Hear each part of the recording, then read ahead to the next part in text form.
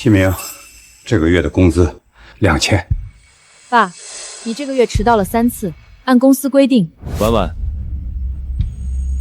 爸，3个月前你修九龙平控的手法15度仰角，斜向纹理顺切，点金法的0.3毫米凹陷，全部被逐帧拆解，写进了数控机程序，2000块，不是扣是定。你的手艺现在在这台机器里，机器10分钟能雕一件，你雕一件要多久？所以这半年我加班到凌晨，修坏屏风赶麒麟丹，你一直在录像。你跪在老宅门口哭的时候，说爸，你的手艺全国只有你能帮我，你不是要我的帮忙，是要我的数据。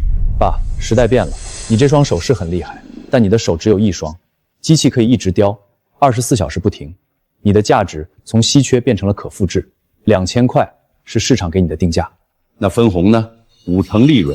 今年接单5000万没错，成本不算，机器维护、厂房租租、材料损耗，净利润不到80万。我又贷了2000万扩产，利息1年160万。爸，不是不给你，是真没有。启明，这厂子是你用我这双手盘活的。爸，你放心，等明年订单稳定了，机器参数优化了，你就真的一点用都没有了。所以这2000，趁我还能给，拿着吧。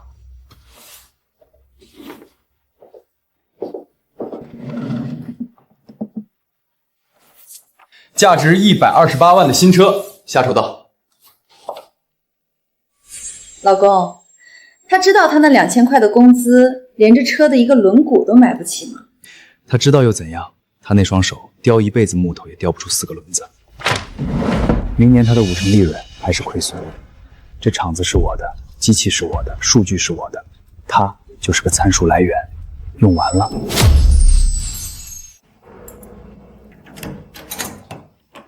回来啦，饭在锅里温着，我给你。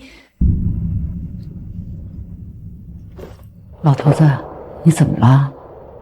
今天我去找启明要工资，他没装傻，他把笔记本电脑转过来，上面是数控机正在雕龙爪，和我的手一模一样，角度、力度、走线一模一样。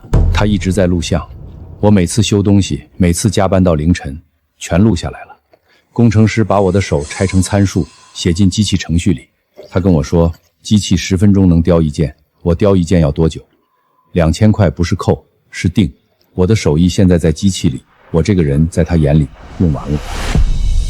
他偷了你！半年前他跪在老宅门口哭，爸，你的手艺全国只有你能帮我，那不是求你，是取样。那你的手艺还在吗？机器能复制我怎么下刀，复制不了我为什么在那一秒那样下刀。这20万，咱们攒了10年。我本来想帮他把厂子做大，安享晚年。现在这把尺还是握在我自己手里可靠。20万，够了。你都50多了，而且你说机器能复制你的手法，万一……儿子把我的手艺装进机器里，以为把我掏空了，可他不知道，机器只能学我做过的事，他学不了我没做过的事儿。这双手什么都造得出来，20万够了。明年公司的利润还能翻3倍，有了这套参数，什么样的高端订单都能用机器出。对了，今年过年就别把你爸妈接过来了。行，不接，就他俩那样，来了也是丢人。老公，这机器雕出来的真的跟你爸雕的一样，万一哪天撞上不一样的木料，不一样，他的手法全在这里面了，角度、力度、走线一模一样。你怕什么？怕他撂挑子？他不是撂不撂挑子问题，他已经没挑子可撂了。就算给的工资再少，他也只能乖乖来干活。他离不开我，他就我一个儿子。等他知道了机器的事儿，你会气疯了。他已经知道了。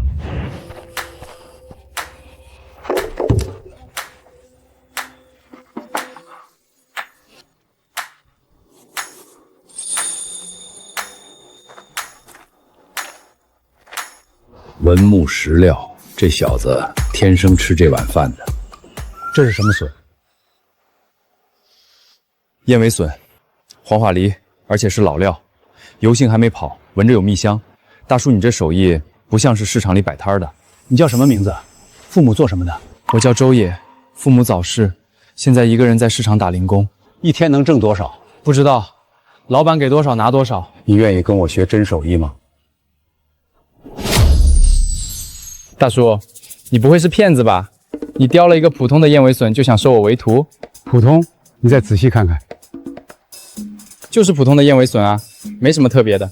这叫几蟹，燕尾隼加几蟹是明清修文物的做法。明清宫廷家具受拉力最大的固件都用这个。几蟹，我听我爷爷提起过，这是只有木匠大师才会的手艺。现在你愿意拜我为师了吗？师傅，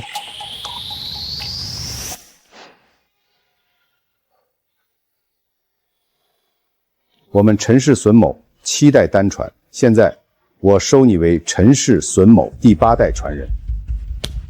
师傅在上，受徒儿一拜。先削块木头，让我看看你的天赋如何。手不稳，再来。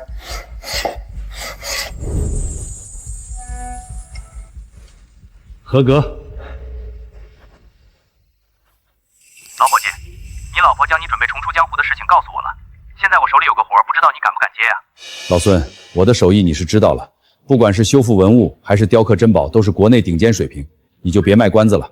赵总家里一件明代传下来的黄花梨圈椅坏了，请了3个美院教授都束手无策。赵总开出10万修复费，只求能修好椅子。把地址发我，我现在过去。最基础的东西我都教给你了，现在该带你去实战了。这椅子榫卯结构已经腐朽，我们建议用金属件加固，或者干脆做仿品替换。是啊，明代的东西能保存到现在就不错了，修复根本就不可能。谁说修复不好的？你们是什么人？怎么混进来的？你们知不知道这是什么地方？保安呢？赶紧把人赶出去，别在这儿脏了赵总的眼。我们是来修椅子的。修椅子？你？赵总，您可别上当，这种江湖骗子我见得多了。您这椅子可是明代的黄花梨，价值3000万，要是让它碰坏了，损失谁来赔？就是，我们3个美院教授都束手无策，他一个不知哪儿冒出来的老头子，懂什么叫文物修复吗？赵总，这椅子你还是放弃修复吧，这内部的应力结构已经完全失衡了，不是手工能处理的，强行修复只会加速椅子的损坏。等等，让他看看。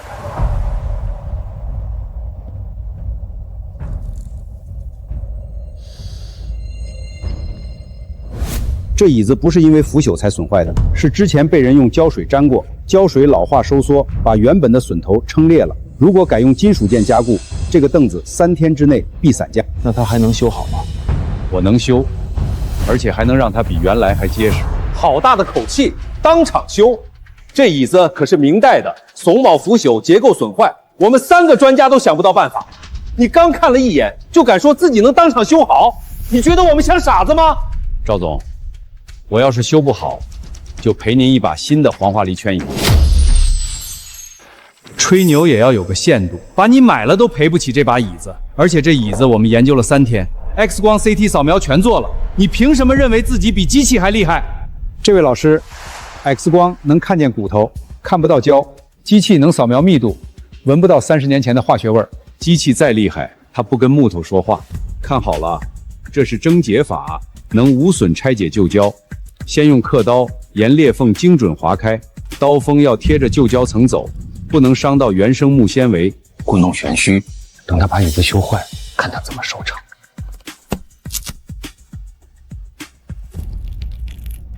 这块502胶应该是30年前粘的，现在已经完全脆化，它就是害椅子断裂的罪魁祸首。这确实是老502胶的特征，我们 CT 扫描的时候居然没有发现。看好了，这是走马销，明代圈椅的椅拳和腿足连接受的是扭律，普通榫母扛不住，只有走马销才能锁紧。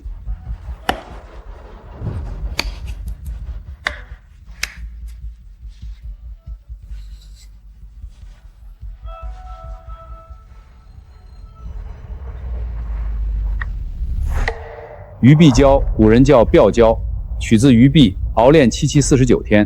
这胶的好处是干扣后和木材的膨胀系数一致，冬天不裂，夏天不胀。化学胶是死的，这胶是活的。打磨过后就剩最后一步，刷天然大漆，漆要薄，刷的必须均匀，这就修复好了。赵总，等一下，我还需要验证一下。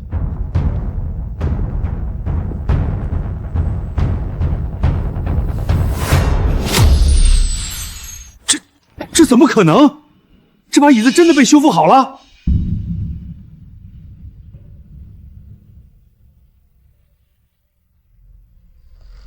没有钉子，没有化学胶，使用榫卯和鱼糊胶，竟然能拼接的严丝合缝，用放大镜都找不到连接的痕迹。走马销、鱼爆胶，这是明清时期修复文物的手法。你究竟是谁？我姓陈，只是一个普通的木匠罢了。顾教授，现在椅子已经修好了，你们可以走了。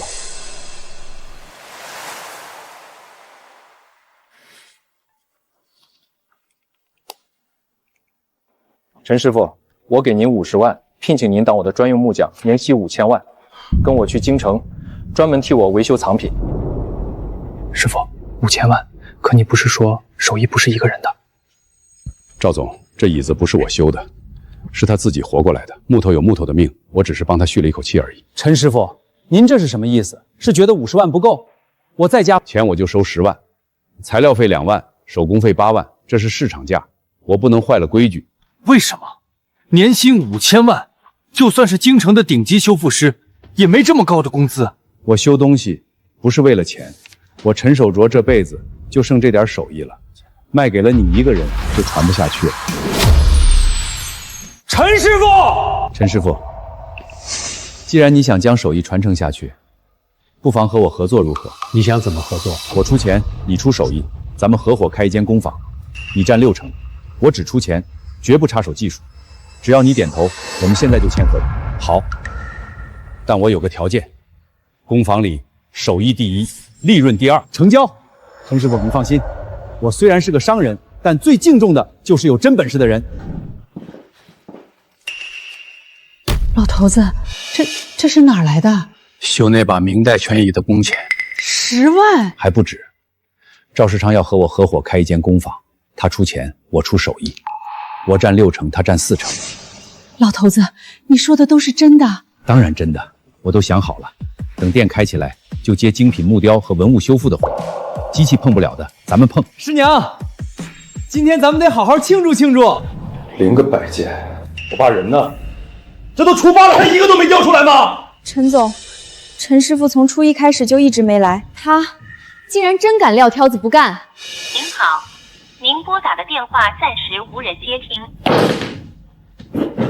还敢不接我电话？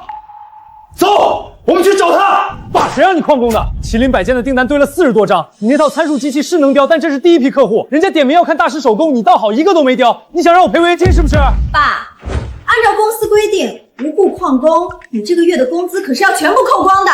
你现在跟我回去，把麒麟赶出来，我让婉婉这个月不扣你考勤。陈启明，你给我听好了，从今天起，老子不干了。你的机器不是能雕吗？让机器去应付你的客户。爸，你说什么？不干了？我不是在开玩笑，这半年我给你雕了多少精品，修复了多少文物，你们怎么对我的？录像、拆参数、机器复刻，2000块定价。爸，谁允许你辞职的？你知不知道擅自离职是要赔500万违约金的？爸，500万违约金你根本就赔不起。违约金？你们根本没跟我签合同，连合同都没有，哪来的擅自离职？启明，你连合同都没给我签，从一开始就没打算给我留后路，正好我也不需要。没错，不干了，你们走吧，我们家不欢迎你们。你都50多了，除了雕个木头还会什么？扫地都没人要，你以为你是谁？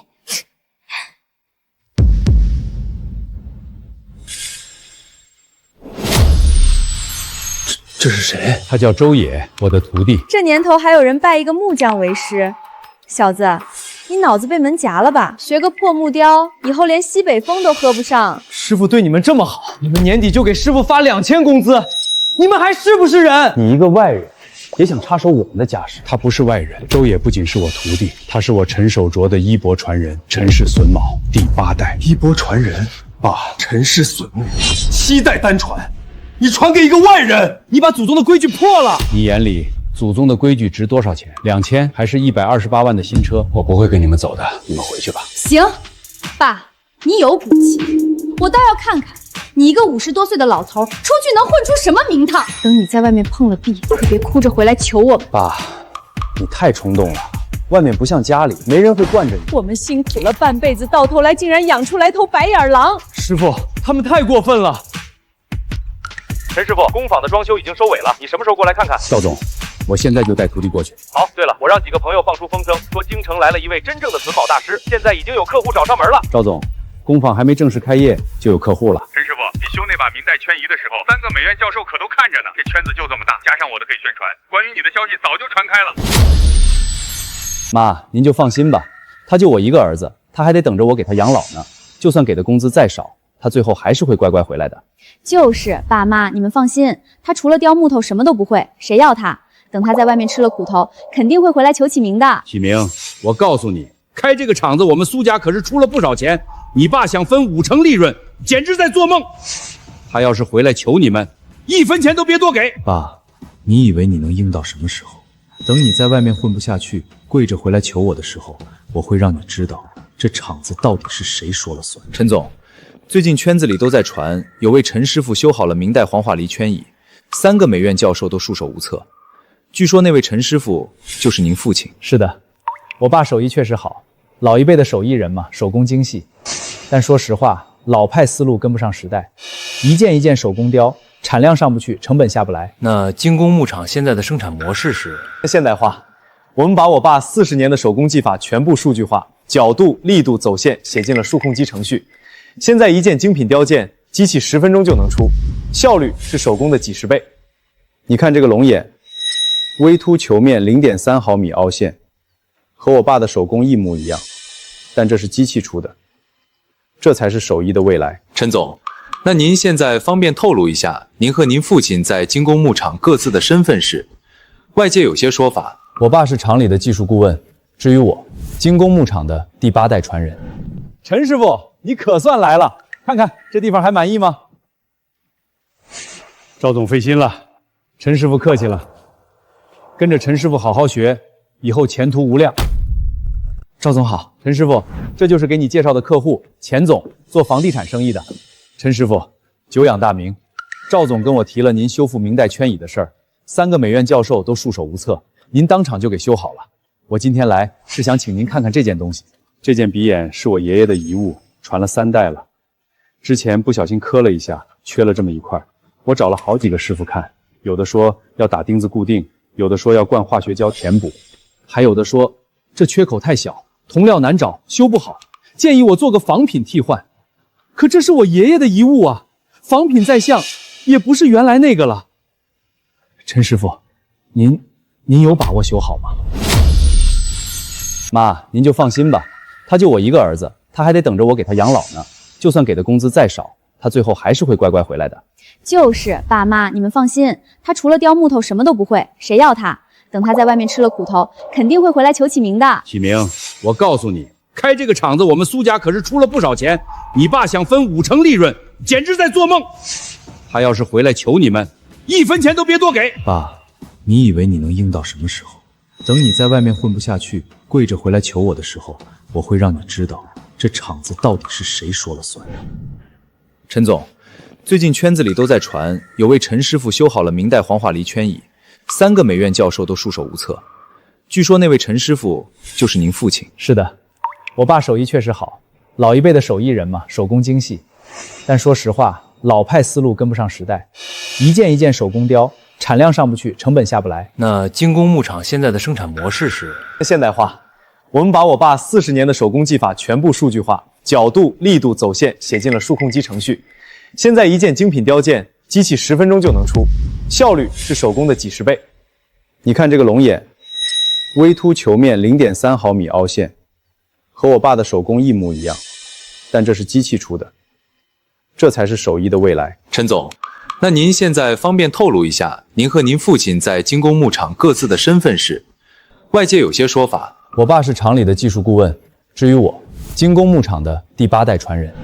陈师傅，你可算来了，看看这地方还满意吗？赵总费心了。陈师傅客气了，跟着陈师傅好好学，以后前途无量。赵总好，陈师傅，这就是给你介绍的客户，钱总，做房地产生意的。陈师傅，久仰大名。赵总跟我提了您修复明代圈椅的事儿，3个美院教授都束手无策，您当场就给修好了。我今天来是想请您看看这件东西。这件鼻眼是我爷爷的遗物，传了3代了。之前不小心磕了一下，缺了这么一块。我找了好几个师傅看，有的说要打钉子固定，有的说要灌化学胶填补，还有的说这缺口太小，铜料难找，修不好，建议我做个仿品替换。可这是我爷爷的遗物啊，仿品再像也不是原来那个了。陈师傅，您有把握修好吗？酸枝木，缺口处的纹理斜向交错，之前有人用砂纸打磨过，伤了木纤维的顺丝结构。您怎么知道？之前确实有个师傅用砂纸打磨过，越磨越糟。钱总，这鼻弦我能修。真的？陈师傅，您可别骗我，这可是我爷爷的遗物啊！我陈守居修东西，从不打荒语。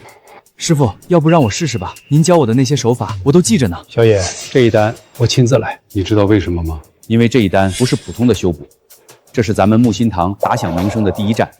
客户修的是藏品，看的是手艺，但同行看的是招牌，是名声。你现在的手艺，修得好物件，但修不出分量。等你的刀能刻出魂来，这招牌就交给你扛。师傅，我明白了。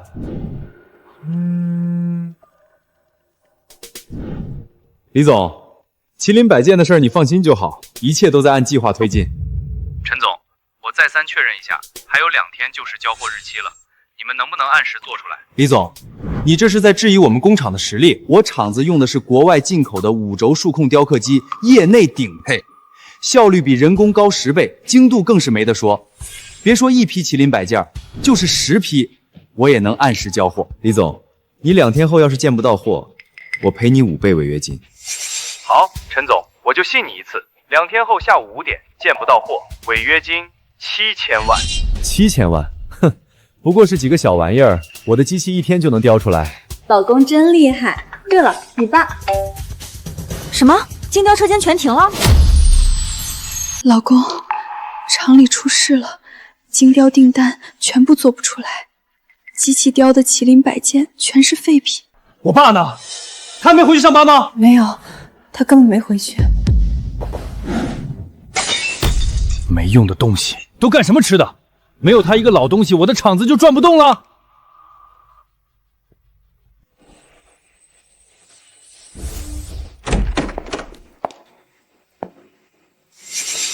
老公，这都是废品。这就是你们雕出来的东西，眼神死板，鳞片粗糙。陈总，参数显示一切正常，但是紫檀木的纹理斜向交错，机器逆纹硬切就会崩茬。崩茬？我花600万买的进口设备，业内顶配，你们告诉我会崩茬？我养你们这群人有什么用？机器雕不出来，你们不会想办法吗？啊？这些半成品以前都是怎么处理的？以前都是陈师傅手工精修一遍，机器雕出胚子，陈师傅用刀修出神韵。你早就知道机器雕不出成品，是不是？陈总，我汇报过的，机器只能雕胚子，后期必须人工精修。我怎么没看到汇报？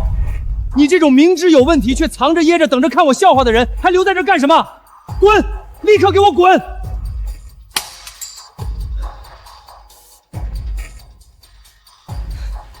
爸，你终于接电话了。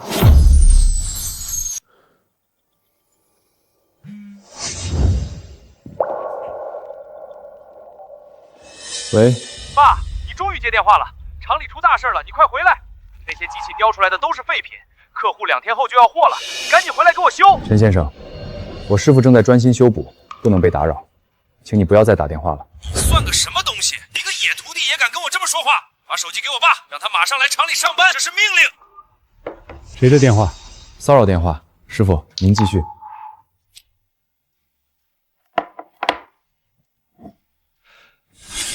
神了，真是神了，这比新的还好看。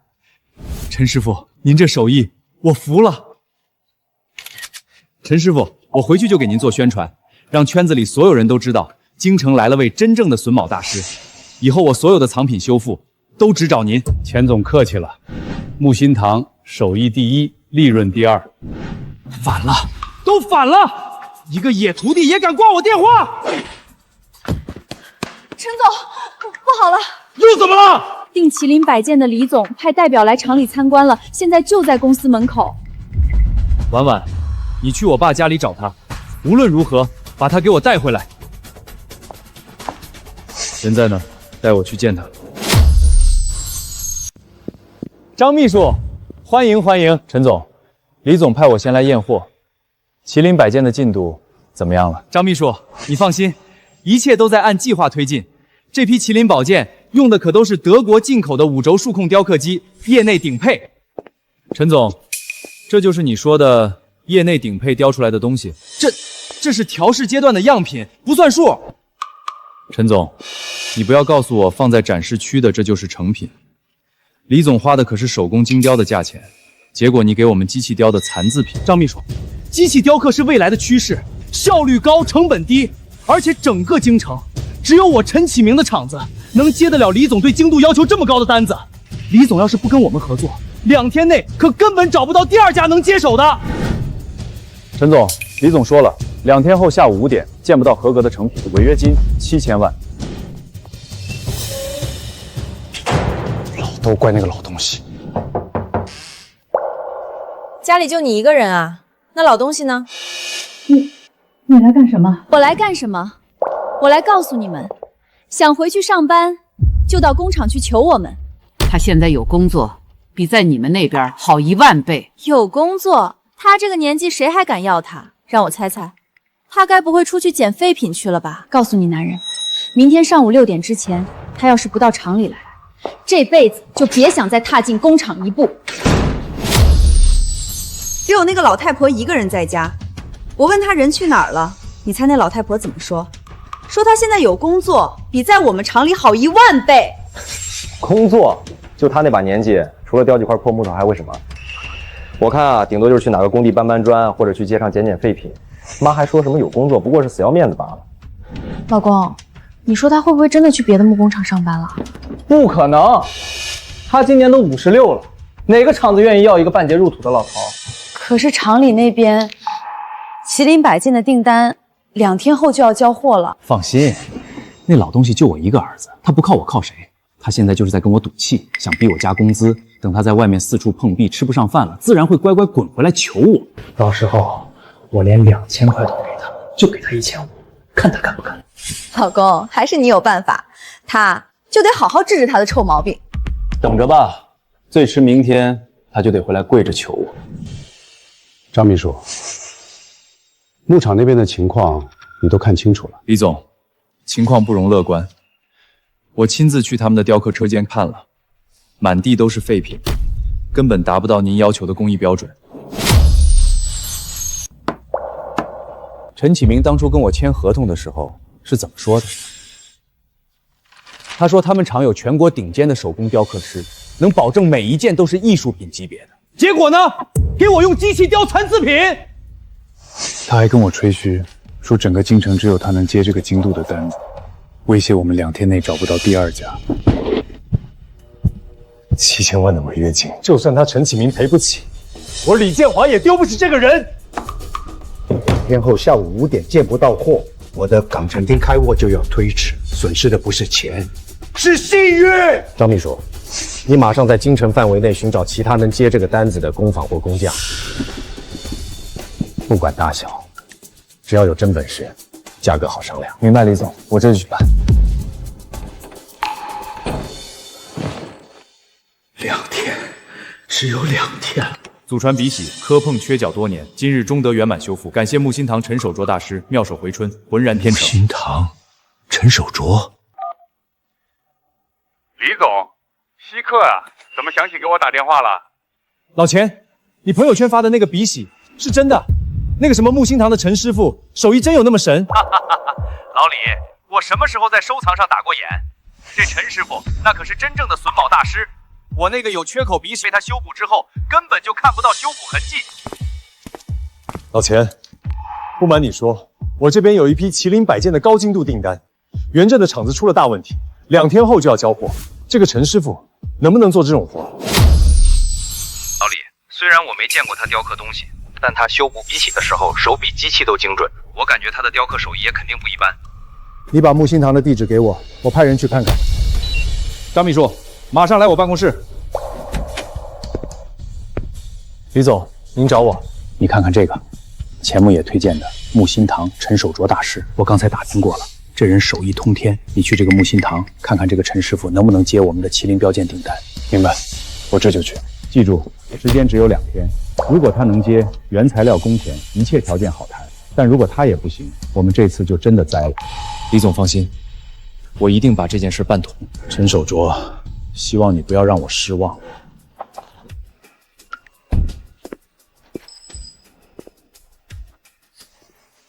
请问哪位是陈守卓陈师傅？我就是。您是？您好，我是港城李建华李总的秘书，姓张，冒昧打扰，是想请您看看一个订单。张秘书请坐。小野，倒茶。好。陈师傅，李总需要在2天内赶制一批麒麟摆件，工艺要求极高，这是设计图和工艺标准，您看看能不能接？这不是启明厂里的订单吗？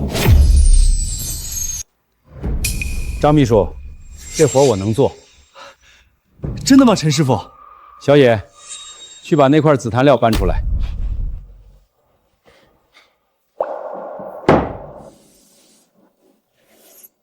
样品我现在就能给你做出来，你看看是不是你要的东西。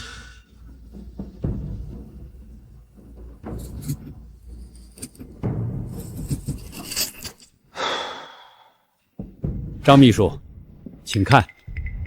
这怎么可能？陈师傅，您只用了1个小时。样品而已，粗胚加精修，不用做全品的打磨和上大漆。如果是完整的成品，要再多费些时间。精度至少在0.02毫米以下。您这麒麟就像是活过来的一眼。我师傅的活物雕，全国都找不出第2个。张秘书，样品您看过了，这活我能接，但有几件事必须说清楚。陈师傅，您说。第一，这是纯手工活，不是机器批量生产。我年纪大了，精力有限，加上我徒弟还在学艺，能帮上忙的有限。2天之内，我最多只能交付10件精品。10件？李总那边原本定的是50件。50件，就算把我这把老骨头熬散了也做不出来。手工精雕讲的是慢工出细活，如果李总急着要数量，可以找别人。10件就10件，质量第一。陈师傅，那咱们现在能签合同吗？小野，去取纸笔，拟一份简单的契约。陈师傅，李总要是看到这支样品，一定会非常满意的。我代表李总先谢谢您了。那价钱怎么算？价钱等做完后再聊，但我向你保证，绝对不会狮子大开口。我接这单不是为了钱，我只是想让人知道，真正的手艺不该被机器埋没，更不该被糟蹋。好，我还需要向李总确认一下。李总，样品我带回来了，快打开让我看看。这真是那个陈师傅1小时内雕出来的样品？千真万确，我亲眼看着他下刀，每一刀都精准到毫厘。而且陈师傅说了，这还只是粗胚加精修，没有最后打磨和上漆。如果是成品，会更加完美。好，老钱果然没骗我，这个陈守卓真是神了。这龙晶，这鳞片，这才是真正的艺术品。李总，陈师傅说了，2天之内他只能交付10件精品，而且价钱要最后再算。10件就10件，价钱多少都不是问题。这种级别的精品，在港城1件就能炒到400万，10件足够撑场面了。这10件麒麟，原材料必须是顶级紫檀。陈师傅虽然说自己备料，但我们不能让他操心这个。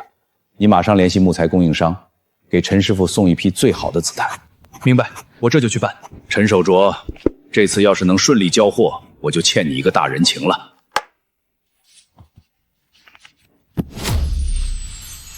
都围在这儿干什么？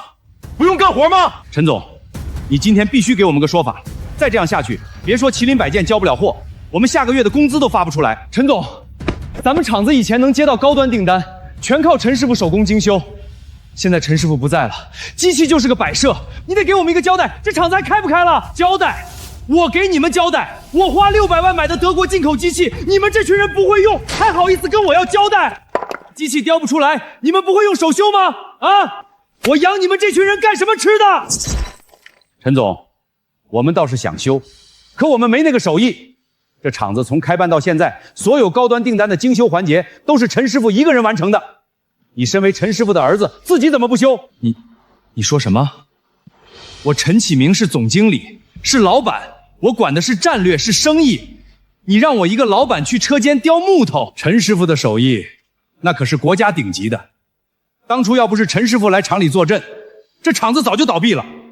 现在陈师傅被逼走了，你还想让我们来给你擦屁股？做梦！老公，别跟他们一般见识。你们一个个都翅膀硬了是吧？觉得我离了我爸就转不动了是吧？滚！都给我滚！今天谁走出这个大门，以后就别想再回来！不滚是吧？行，我现在就宣布，你们全部被开除了，立刻马上给我滚出去！不用你开除，我们自己走。继续跟着你这种忘恩负义的老板，能有什么好下场？老公，这下怎么办？工人都走了，订单也交不了货。怕什么？再招一批新员工不就行了？都是因为他，等他在外面混不下去回来求我的时候，我要让他跪着进这个厂门。三叔公，我爸他把陈氏榫卯传给外人了，一个在旧货市场搬木头的孤儿。他给那人磕头拜师，说周野是陈氏榫卯第8代传人，7代单传，断在他手里了。我去求他回来，他把我赶出门。三叔公，我没脸见祖宗。7代了，7代人的手艺，他说给外人就给外人。三叔公，亲家他还在城南开了个什么木心堂，听说生意做得还挺红火，用陈家的手艺赚外人的钱，把亲儿子往死里逼。你爸在城南？带我们去。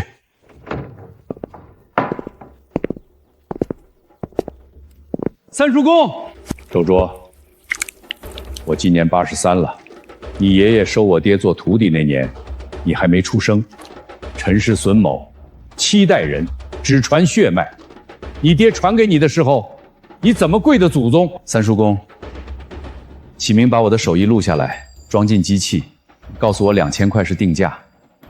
他用祖宗的手艺给128万的新车买单。这位我的亲儿子，7代单传的第8代，在媒体上说自己是陈氏榫卯传人。三叔公，你问问他会用刻刀吗？守卓，启明这孩子是不像话，但你也不能，他再不好也是你亲生儿子，手艺传给他，我们这些老骨头来盯着，让他改。手艺不是盯出来的，是信出来的。这个年轻人在旧货市场闻着木头味道就能认出料，他不问工资多少，先问着木头怎么下刀。三叔公，40年前我爹把手艺传给我的时候，我跟他一模一样。守住，祖宗的规矩，老骨头说不算，手艺在你手里，你自己看着办。连三叔公都……陈师傅，不是说要2天才能做好吗？这才过去1天，10件麒麟就都完成了。这东西越雕越顺手，我看你挺着急的，就想着尽快做完，10件全在这儿了。这可是师傅1晚上没睡，熬夜赶工做出来的，而且质量绝对有保障。完美，简直是完美！这10件麒麟，随便哪一件拿出去，都是艺术品级别的。我还从未见过如此精湛的手工。我师傅说了，手艺人的命就是手里的刀。刀不骗人，手艺也不骗人。张秘书，货你验完了，按照契约，这10件麒麟现在归李总了。张秘书，这是货款清单。陈师傅，这价钱不对吧？难道价钱我要高了？可材料费8万，手工费4万，我都是按最低价报的啊。张秘书，这是10件麒麟的工钱，材料费8万，手工费4万。已是市场最低价了。陈师傅，您误会了，我不是说贵，我是说太便宜了。这10件麒麟，随便哪一件拿到港城拍卖行，起拍价都要80万，您10件才收12万，80万一件。师傅，咱们发财了！80万还是保守估计。李总这批麒麟是放在港城最高端的展厅里的，工艺要求极高，面向的都是顶级藏家。陈师傅这手艺一件卖400万都不稀奇。我答应接这单，本就不是为了赚大钱，手艺人的规矩，该多少就是多少。我陈守卓修东西，手艺第一，利润第2。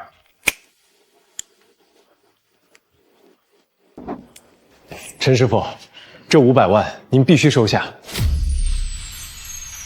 张秘书，12万足够了，多1分我不要，少1分我也不争。陈师傅，您误会了，这不是这10件麒麟的工钱，而是李总跟您长期合作的预付定金。定金？没错，定金。您要是不收，就是看不起我们李总，也是断了以后的合作。如果直接说这是这次的工钱，陈师傅是肯定不会收的。李总吩咐了，必须按高价支付工钱。反正李总后面和陈师傅后面肯定还会有合作，说是合作定金最合适。师傅，张秘书说的对，咱们以后还要进好料，还要换大房子，师娘也不用再缝补旧工装了，您就收下吧，这是人家的心意，也是咱们应得的呀。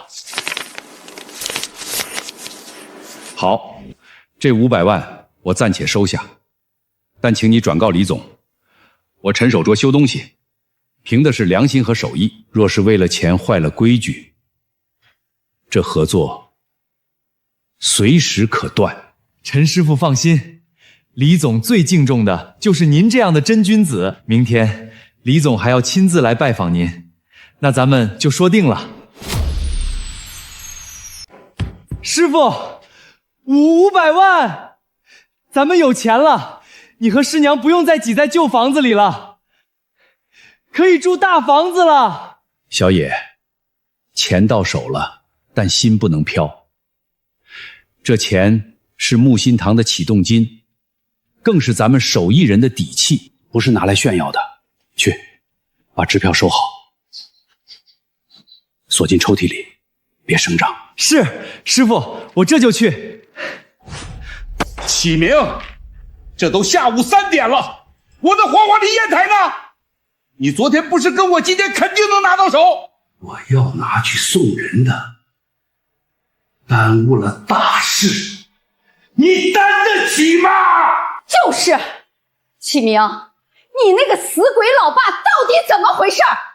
一个破砚台，雕了几天了还没眼儿，他真把自己当祖宗了？爸妈，您二老消消气儿，我爸他今天肯定会来的。等会儿他来了，我让他先给您把砚台雕好，雕到您满意为止。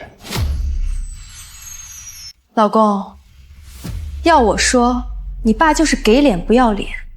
旷工这么多天，今天还迟到，等他来了，必须让他好看，扣他半年的工资。婉婉，现在厂里的工人跑了一半，机器也停了。等他来了，先让他把砚台和麒麟摆件做完，等订单交了货，再慢慢收拾他。现在他还有用。医院的电话，请问是沈兰家属吗？沈兰女士现在在我院急诊科，初步诊断为腰椎严重受损，现在需要立即进行手术，请家属尽快赶来。什么？我妈现在在医院了，请带上诊巾，尽快赶来。老公，怎么回事？你妈怎么会在医院？我妈在医院，我爸肯定会守在那儿。走，去医院，正好把他抓回来。你爸原来跑医院躲着去了，启明，到了医院，看他还能往哪儿躲。今天必须让他把砚台丢出来。就是，顺便让他知道，跟我们苏家作对，没好下场。启明，到了医院，你那个爹要是识相，就让他立刻跟我们回厂。爸，您放心，他最在乎的就是他老婆。现在他老婆躺在医院里，他还能硬到哪儿去？咱们就拿着这个当筹码，不怕他不低头。就是，启明，等会儿你爸要是肯跪下认错，你就给他个台阶下，但工资必须降，1个月1500，爱干不干，不干就让那老太婆等死吧。妈，话是这么说，但厂里现在离不开他，等他把这批订单做完，我再慢慢收拾他。现在，先哄他回去。是老陈吗？你快回来吧，你家沈兰出事儿了。她在家搬那个大衣柜，柜子倒了，把她腰砸伤了。现在人已经被救护车已经拉走了，去医院了。什么？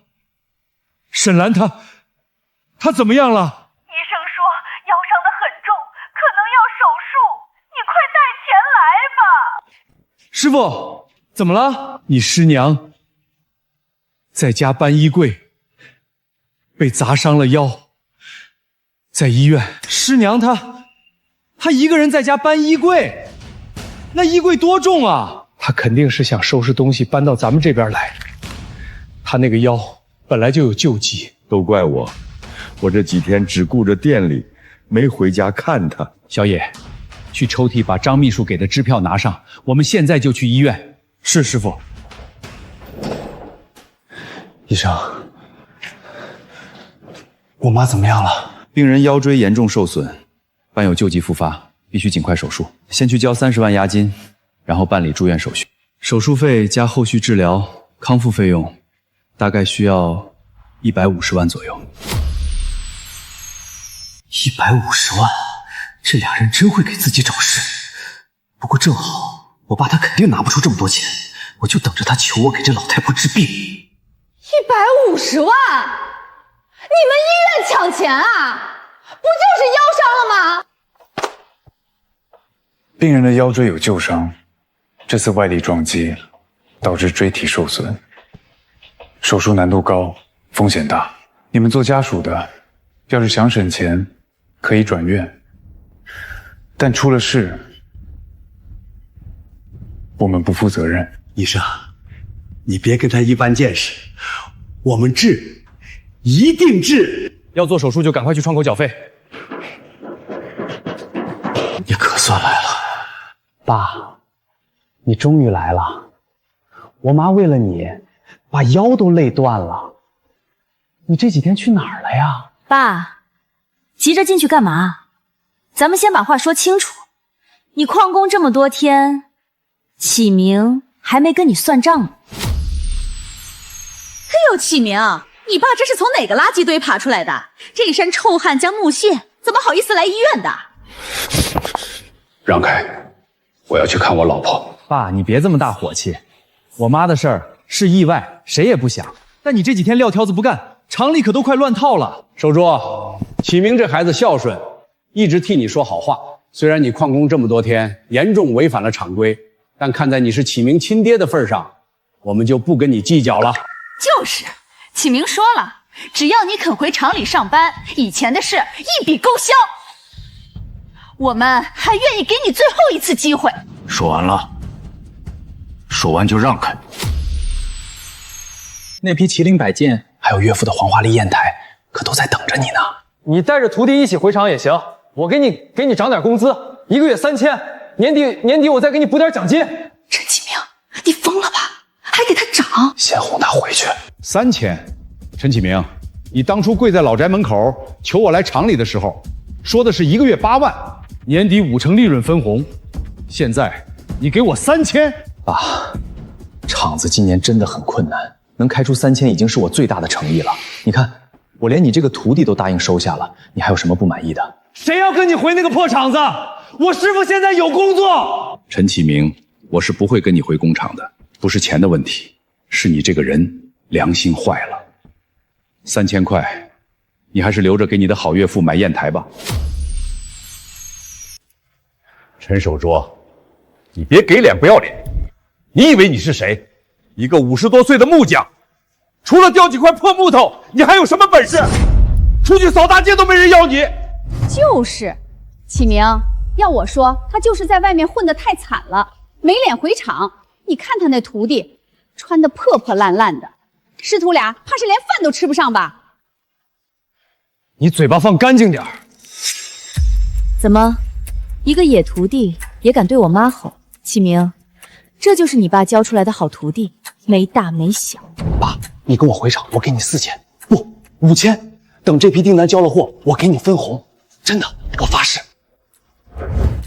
陈启明，你当初跪在地上发誓的时候说的是8万工资，5成利润，你的发誓不值钱。爸，你不回厂，那你告诉我，你这几天在哪儿高就啊？是不是在哪个工地搬砖，还是去街上捡废品了？老公，你爸该不会真去捡破烂了吧？你看他那徒弟手里还拎着个破帆布包，里面装的该不会是捡来的塑料瓶吧？就是，启明，你爸要是真混不下去了，你就别逼他了，让他去捡几天垃圾，他就知道厂里的3000块工资有多香了。这些势利眼，我师傅他没有去捡破烂。我在哪里做事，不劳你费心。我陈守柱这辈子凭手艺吃饭，走到哪儿都站得住。倒是你，陈启明，你那个厂子离了我，还能做出几件像样的东西来？爸，你别敬酒不吃吃罚酒。厂里那批麒麟包架后天就要交货，没有你，那批货就是一堆废品。7000万的违约金，你是想看着你儿子破产吗？7000万，那是你的事儿。你当初花600万买德国机器，以为机器能代替人，现在知道错了，晚了。启明，你跟这儿不讲理的人废什么话？他不管你的死活，你也不用管他的死活。他不是硬气吗？就让他硬到底，我看他拿什么给那老太婆做手术。好，你有种，我倒要看看你一个50多岁人带着一个野徒弟能混出什么名堂。没有我陈启明，你什么都不是。要是没有我，你的厂子早就完了。你以为你在厂里修好几个破木头自己就值钱了？我告诉你，你就是个臭工匠，除了启明，谁还要你？值不值钱，不是你说了算。让开！你是沈兰的家属？我是她丈夫。医生，我爱人怎么样了？病人腰椎受损严重，必须立刻手术。这都过去多久了，怎么还没去缴费？手术费加住院押金，后续康复治疗，总共需要150万。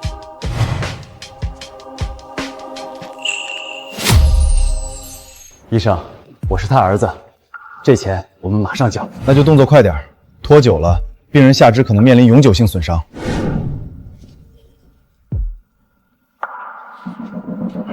爸，150万，你听见了吗？手术费150万，你那20万养老钱够吗？我付得起。李建华的单子你是不是接了？那是我的订单，港城李总的麒麟摆件是我的，你接了，你没日没夜雕出来了，钱呢？李建华给你多少钱？爸，你要是真拿到了李总的钱，那钱也应该归厂里。他挖的是启明的客户，用的是陈家的手艺，你拿着陈家的手艺接私单，港城那边要我赔7000万违约金，你不回来我死定了。但是你回来帮我撑过这一单，我妈的手术费我全出不少。我手上没有别的牌了，这是我最后的条件。你们太过分了！陈启明，你知道我和你妈有20万存款，但你不知道，这20万是你妈一针一线我省吃俭用10年攒下来的。你更不知道，我现在手里究竟有多少钱。你手里有多少钱？你别告诉我，你这几天在外面捡破烂，捡了100多万。我再说一遍，我付得起。让开，我要去缴费。爸，你那20万连押金都不够，你现在跟我回厂，我可以考虑先帮你垫付10万，让我妈能做上手术费。这是你最后的机会。10万，就想买我后半辈子？陈启明，你打错算盘。老公，别跟着老顽部废话了。他愿意死撑就让他撑，等医院停药了，他就知道厉害了。爸，我今天把话撂这儿，你不答应回厂，哪儿也别想去。把手拿开！我不拿开，你能把我怎么样？你今天必须给我个准话，回不回工厂？放开我师傅！你敢打我老公！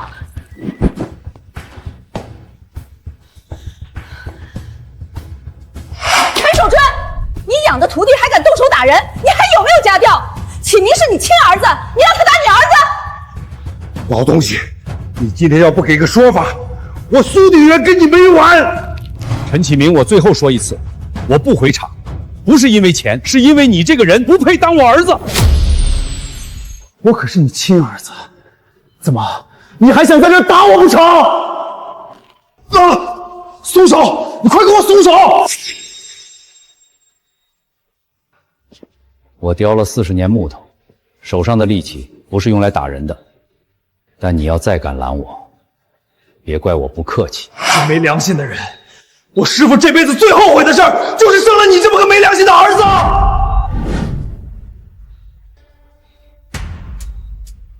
看什么看？都给我滚开！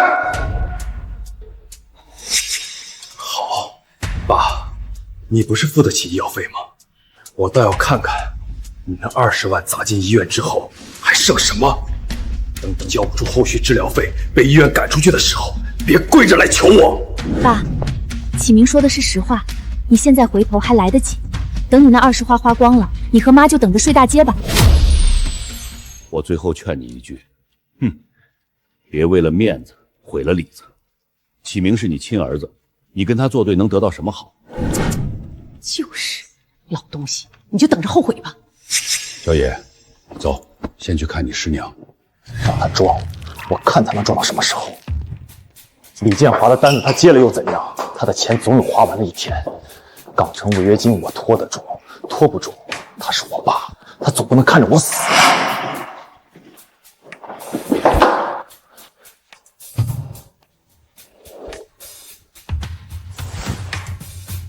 老公，咱们就等着看他笑话。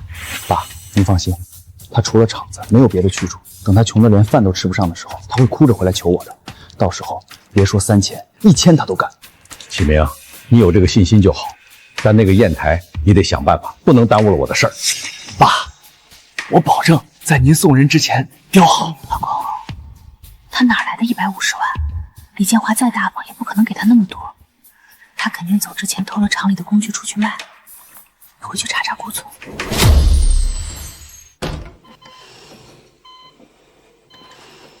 药还疼不疼？不疼了。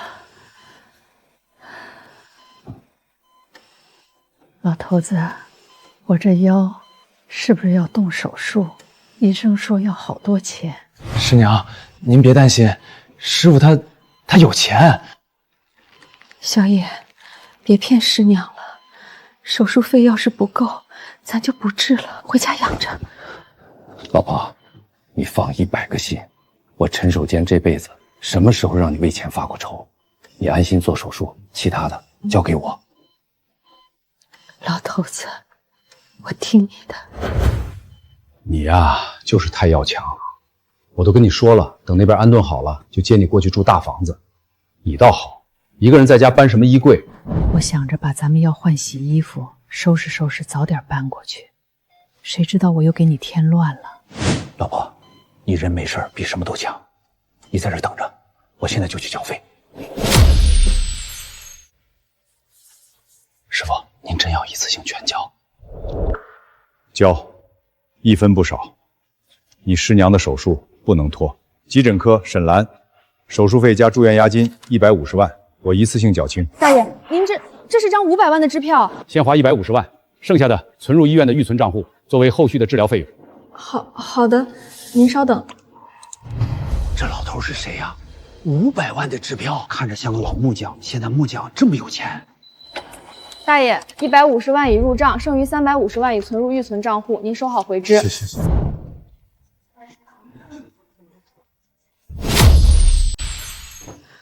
老头子，你交了多少？150万一次性缴清了，还多存了300多万在医院账户里，给你后续养身子用。300多万，老头子，违法的事儿咱可不能干啊！你在哪儿搞来的这么多钱？师娘，师傅没做违法的事儿，这是正经钱。师傅接了个大客户的活，人家非要预付定金，师傅本来只收12万，人家嫌太便宜，说师傅的手艺一件就值400万。老头子，这是真的？当然真的。老婆，我陈守朝这辈子就没骗过你，这钱是手艺钱，干净钱。老头子，我不是在做梦吧？咱们再也不用看启明那白眼狼的脸色了。不用了，以后咱们凭手艺吃饭，堂堂正正。你安心养病，等你好了，我带你去看看咱们的新地方。咱们的好日子才刚刚开始。婉婉，你说他现在是不是正急得团团转？150万手术费，他去哪儿凑？老公，要我说，最多今晚他肯定得打电话来求咱们，到时候你可别心软，必须让他签个保证书，以后老老实实回厂干活，让他打工还债。启明，这次一定要把他拿捏死，我那砚台可还等着他呢。就是，还有那个野徒弟绝对不能带进厂，看着就晦气。陈总，出事了，港城李总那边刚刚来电话了，说明天下午5点准时派人来验货，如果见不到50件合格的麒麟摆件，违约金7000万，1分都不能少。知道了，出去吧。老公，你不着急吗？明天就是交货日。我爸现在还在医院守着那老太婆呢，150万手术费，他砸锅卖铁也凑不齐。他那个野徒弟，跟着他能有什么出息？你确定？万一他真硬到底？爸，您不了解他，那老太婆是他的命根子，他一定会回来求咱们的。等他回来，我就让他通宵赶工，不睡觉，也得把50件麒麟给我雕出来。就是，启明说的对，他除了回厂还能去哪儿？外面谁要一个50多岁的老头？老公，还是你有办法。这次我要让他知道，跟我作对是什么下场。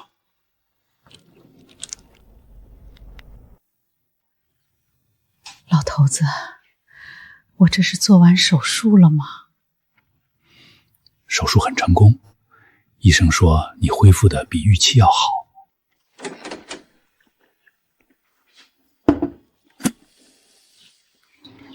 师娘，我熬了您最爱喝的小米粥，加了红枣和桂圆，补气血的。小野，辛苦你了，跟着我们老两口，让你受累了。师娘，您别这么说，我周野这辈子能遇到师傅，是几辈子修来的福气。您和师傅就是我的亲人。小野，你师娘就交给你照顾了，我得回工坊一趟，李总马上就要到了。师傅您放心，我守着师娘，寸步不离。老婆，我处理完就回来，安心养着，别操心。去吧，正事要紧。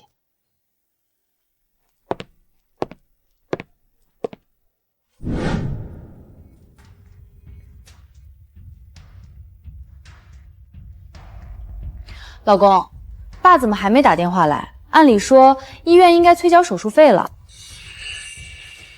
再等等，肯定在凑钱，凑不到就会来求我。我现在就给医院打电话问问。喂，帮我查一下沈兰的手术情况，我是她儿子。沈兰女士，她昨天就已经做完手术了，手术很成功，她丈夫一次性缴纳了150万的手术费，还在医院预存账户存了355万，后续治疗完全不用担心。老公，怎么了？那老太婆的手术已经做完了，150万一次性缴清，还存了350万。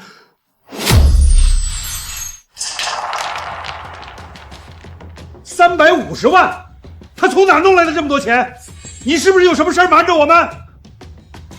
我不知道，我真的不知道。他一个老木匠怎么可能？陈总，出大事了！您看看这个。陈总，最近京城收藏圈都在传这个木心堂，说有个陈手镯大师手艺通天，咱们厂已经有3个大客户打电话来说要取消订单，转去木心堂做定制。木心堂，陈守建，他自己开店了。他哪来的钱开店？他肯定偷了厂里的钱。启明，你还不明白吗？他根本就没把你放在眼里，他早想自己当老板了。木心堂，木心堂，好你个陈守劝！你以为你翅膀硬了？你建工坊的钱肯定是偷了厂里的钱，你给我等着！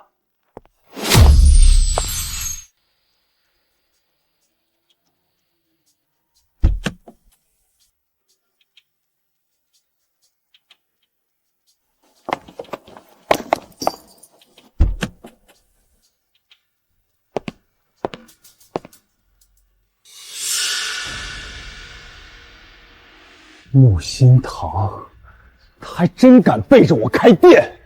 老公，我们现在就进去，当面问清楚，他到底背着咱们干了多少事儿！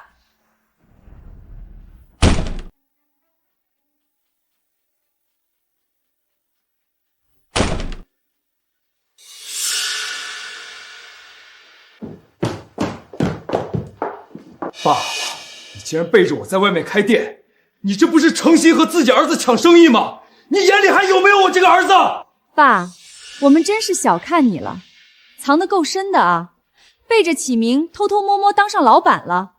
你这半年在厂里，是不是早就盘算着这一天了？这地方租金不便宜吧？这些紫檀、黄花梨，哪一件不是天价？你一个拿2000块工资的木匠，哪来的本钱置办这些？就是，你别是干了什么见不得光的事儿吧？陈启明，这木心堂是我陈守先凭手艺挣来的。凭手艺挣来的？爸，你当我是3岁小孩啊？你这铺子少说也得100-200万才能盘下来吧？更何况你给我妈治病花了500万，你这钱究竟是怎么来的？婉婉说的对，你这钱来路正不正，说清楚了对大家都好。万一是什么不干净的钱，连累了启明，连累了我们，那可就不好了。哼。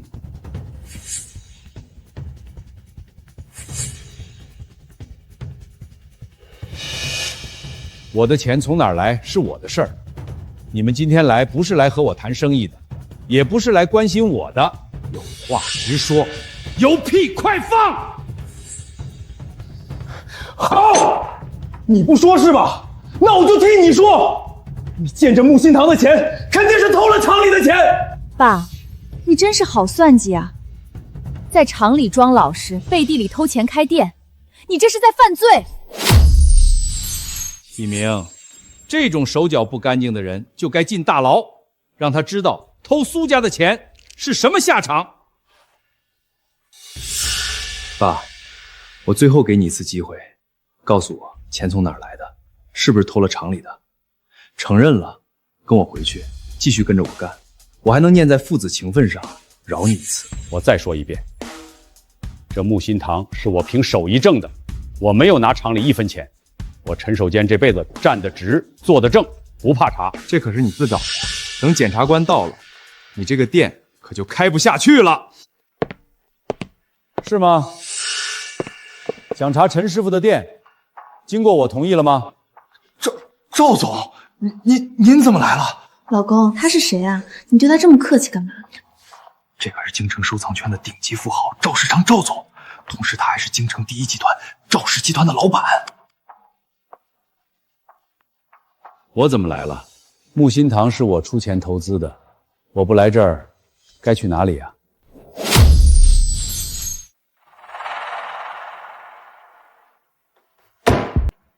睁大你的眼睛，给老子看清楚！木心堂的装修、首批木料全是我赵世昌投资的，合同上白纸黑字儿，陈师傅何来偷钱一说？60%。赵总，您为什么给他投钱啊？他就是个老木匠。凭什么？就凭陈师傅修好了我价值3000万的明代圈椅，凭陈师傅的活物雕手艺，全国找不出第2个。苏鼎元是吧？我听说过你。苏家前几年靠拆迁发了家，你女婿这厂子你投了3000万，我劝你赶紧撤资，这厂子没了陈师傅就是一堆废铁。启明，走，我们快走。赵总不是咱们能惹得起的。爸，今天就是麒麟白象交货的日子，我要是交不上货，就要赔7000万的违约金。你是我亲爸，这厂子是你反火的，你不能看着他倒下吧？爸，启明说的在理。你看你现在开了店，不就是在抢启明的生意吗？这世道哪有老子和儿子抢生意的道理？就是，你一个老头子就该好好帮衬自己的儿子。爸，你现在跟我回去，我给你涨工资，1个月1万，公司福利和年底分红一个不少。你先把麒麟雕完，今天交货后，咱们父子联手把厂子做大。陈启明，我是不会跟你回去的。陈启明，你们一家真是打了一手好算盘，用不到陈师傅的时候，工资就给2000。现在陈师傅走了，你们厂里遇到困难，又想起陈师傅了。陈师傅在这儿一天就能赚500万，你给陈师傅1个月才开1万，你当陈师傅是傻子吗？一天就赚了500万，而且现在陈师傅是我的人，你们是想当着我的面挖人吗？赵总，你误会了，我们不是这个意思。那还不快滚！我不想再看到你们。来人，送客。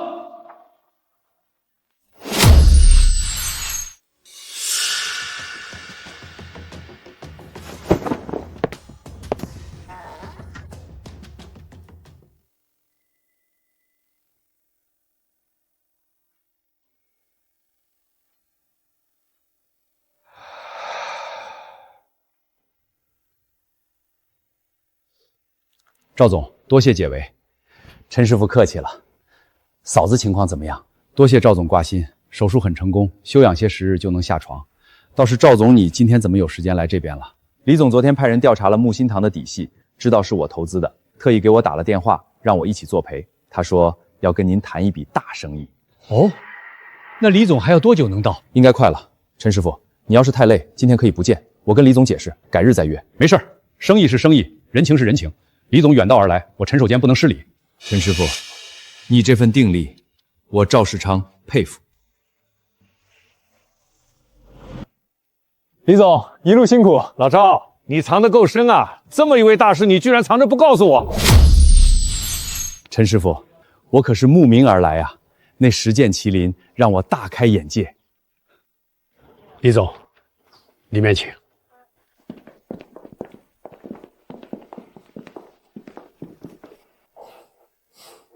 好地方，古朴雅致，匠气十足。陈师傅，您这木心堂比港城那些所谓的大师工坊要强上100倍啊！李总过奖，手艺人不在乎环境的大小，在乎的是手里的刀，心中的规矩。说得好，陈师傅，我今天来想跟您谈一笔长期合作。哦，怎么合作？我有3家高端藏品展厅，每年需要大量精品木雕和文物修复，我想聘请您为首席顾问，年薪8000万。外加每件作品30%的利润分成，您看如何？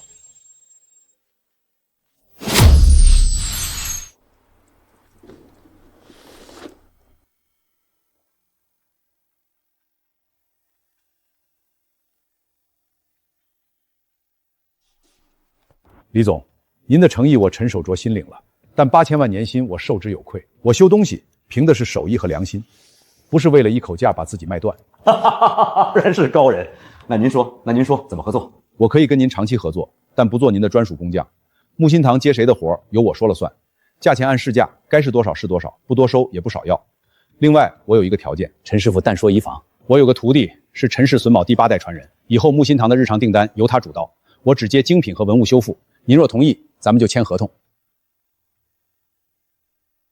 好，陈师傅的徒弟肯定也不是等闲之辈，这个条件我答应。张秘书，把合同改一下，加上陈师傅提出的要求。陈师傅，明天就是我在港城举办国际木雕艺术展的日子了，我想邀请您一起去。届时会有全球顶尖的藏家、拍卖行、博物馆代表到场，您有没有兴趣？好，我陈守卓这辈子还没去过港城，这次就去见识见识。陈师傅，不瞒您说，我之前还和您儿子有过合作，今天就是订单交付的日子，但是我估计他应该拿不出产品。李总，你该怎么办就怎么办，不必介意我和他的关系。陈师傅爽快，等我处理完您儿子工厂违约的事情，咱们就立刻动身前往港城。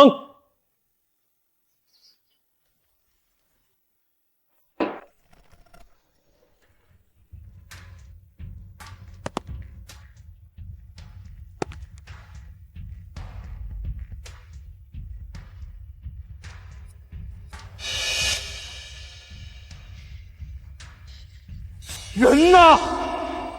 陈厂长，你可算来了！工人们看到厂子这个样子，全跑了，连门卫都走了。现在厂里就剩咱们几个人了。都跑了。这群白眼狼，我给他们提供工作，他们就这么对我的。老公，你快想办法呀！违约可是要赔7000万违约金的，我们拿什么赔？启明，现在怎么办？今天就是交货日，你的货呢？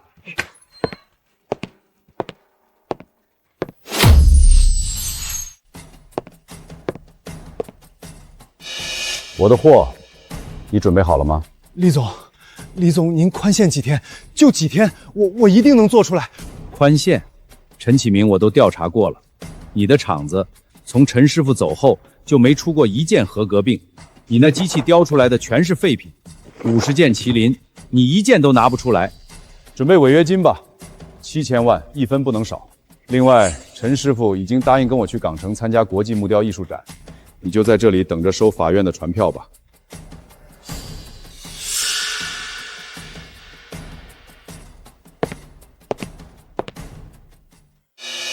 爸，我们走，这烂摊子让他自己收拾。万安，你不能走，你不能丢下我。陈启明，咱们离婚吧。这7000万的债你自己背。我苏婉可不陪你一起等死。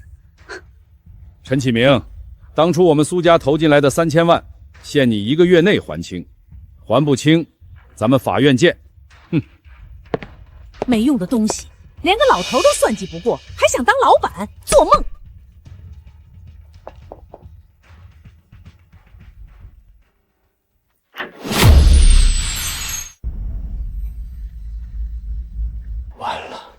全都还。准备违约金吧，7000万，1分不能少。另外，陈师傅已经答应跟我去港城参加国际木雕艺术展，你就在这里等着收法院的传票吧。李总认识我爸，我还有机会，只要我让他向李总求情，李总肯定不会难为我的。我现在就要去找我爸。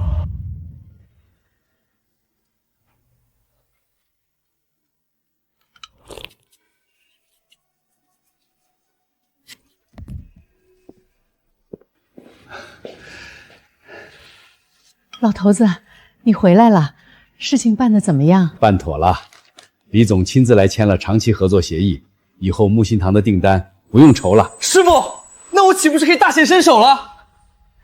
以后你就是店里的主刀师傅，而且李总还邀请我去港城参加国际木雕艺术展。港城？老头子，你要去港城的大舞台了？小野也去，我这辈子窝在厂里太久了，该出去走走了。老头子，我不是在做梦吧？咱们真的熬出头了。是真的，老婆，以后咱们凭手艺吃饭，堂堂正正。你安心养病，等你好了，我带你去港城看展，住海景房，吃海鲜大餐。师娘，咱们以后再也不用看任何人的脸色了。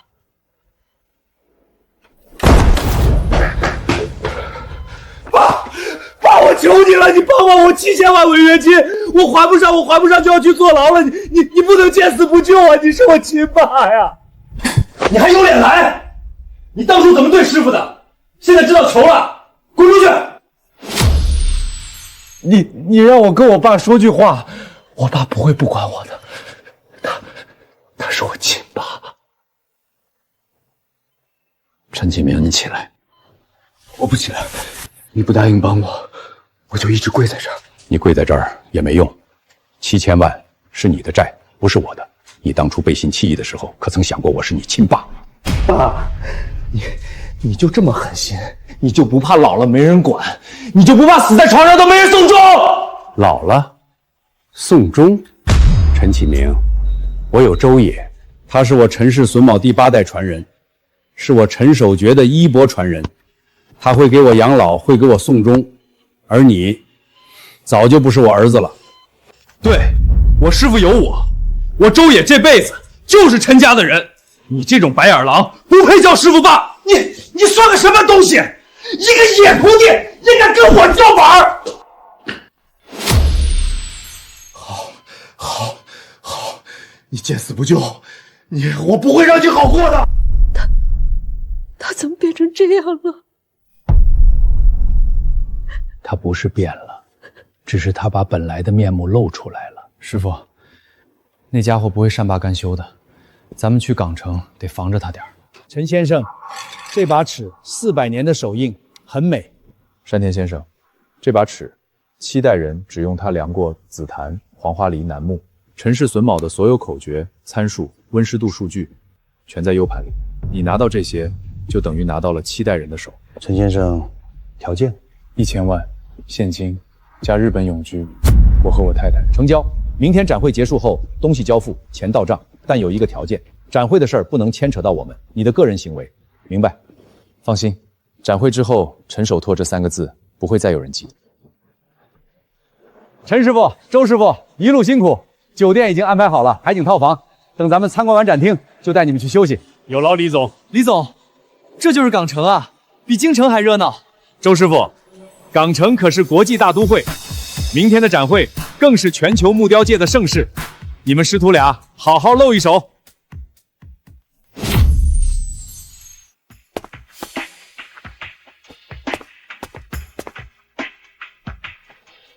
陈师傅，这10件麒麟是我这辈子最得意的收藏，明天的展会，他们就是镇馆之宝。李总，这些麒麟虽然是你的，但我还有一个要求，展柜的湿度要控制在60%，温度20度，紫檀木娇贵，怕干怕潮。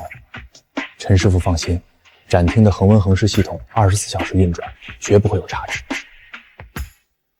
小野，这10件麒麟是咱们陈氏损走的招牌，明天展会，全球藏家都会来，你要多看多学，以后这招牌得你来扛。师傅，我明白。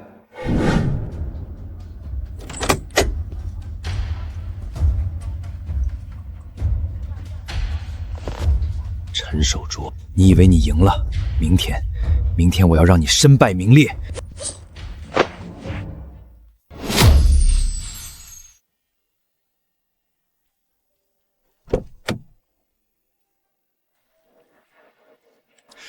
王馆长，欢迎欢迎！今天的展品绝对让您不虚此行。李总，我听说你请到了一位神秘的木雕大师，他的作品真的像传说中那么神奇？这位就是陈守卓陈大师，他的活物雕能让木头活过来。王馆长，里面请。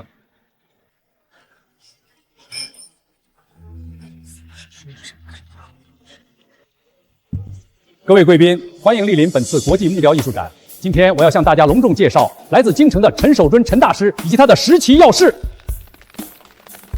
快打开，让我们看看。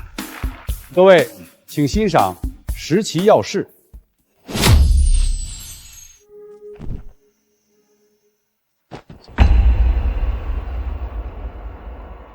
啊，李总，你在开玩笑吗？这就是你说的传世之作？我们这次可都是带着诚意来的，看这种残字品，李总，你的信誉呢？惊天臭闻，港城著名收藏家李建华涉嫌用劣质仿品冒充大师真迹。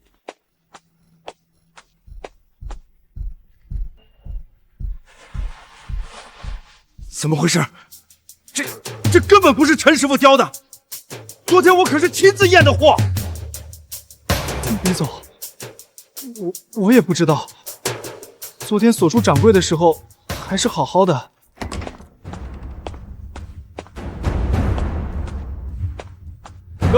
各位，请安静。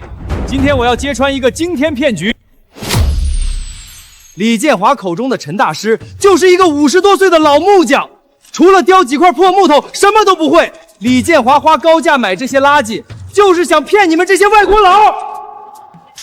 李总，你不是吹嘘这10件麒麟很厉害吗？你现在看看这麒麟是什么垃圾！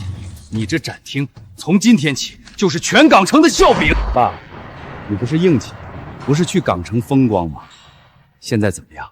你的杰作全世界都看见了，你这辈子就等着身败名裂吧！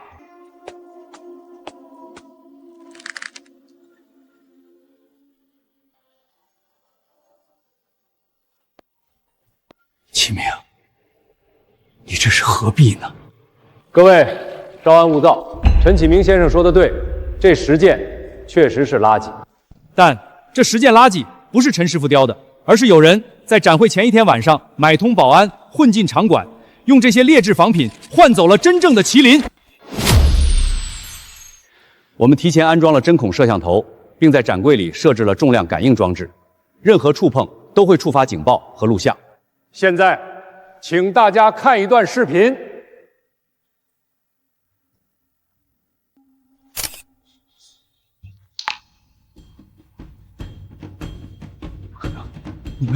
你们怎么会提前知道在这里装了针孔摄像头？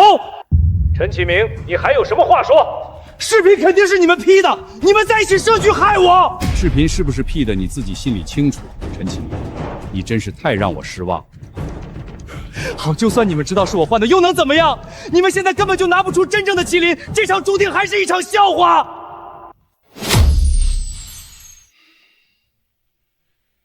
你就这么确定我们手上没有其他展品了？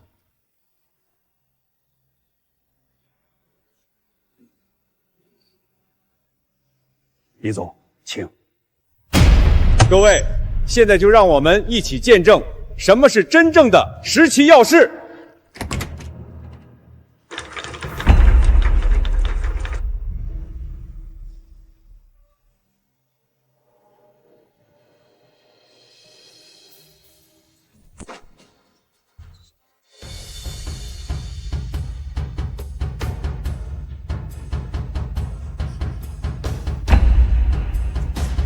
真的深了，这比刚才描述的还要晚。这龙眼，这鳞片，这是人类能做到的吗？陈大师，我为我刚才的话道歉，这才是真正的瑰宝。李总，这10件麒麟，我愿意出8000万，不，1个亿元买下。怎么可能？那10件雕品不是已经被我烧毁了吗？这10个麒麟你们是从哪搞来的？陈大师在知道麒麟被换之后，连夜重新雕刻了10件麒麟，用的是比原先更好的紫檀，工艺比原先更加精湛，这就是真正的浴火重生。不可能，一晚上，你怎么可能一晚上雕出10件？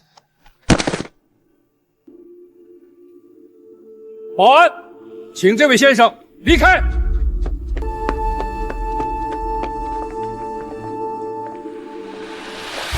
陈守贞，都是你我才变成这样的，我做鬼也不会放过你的。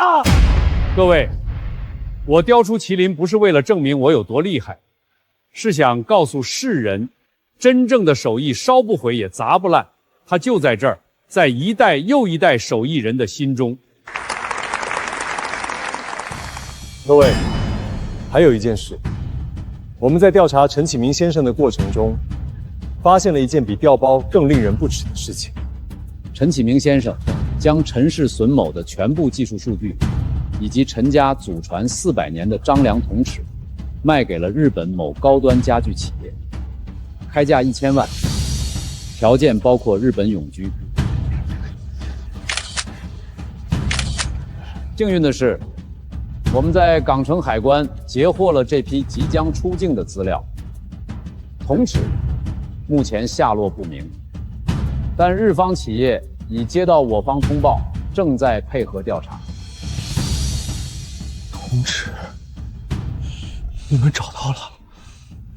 山田他出卖了我。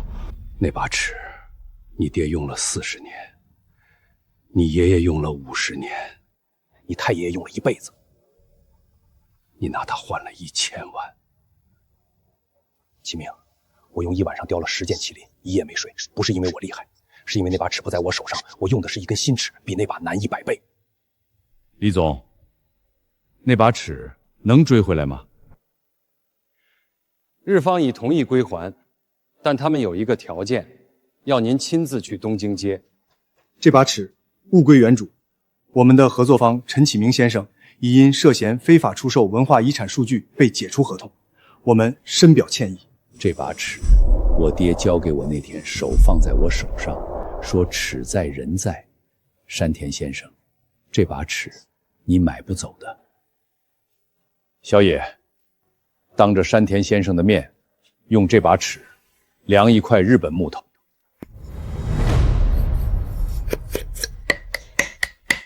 山田先生，这是陈氏榫卯第8代传人，请过目。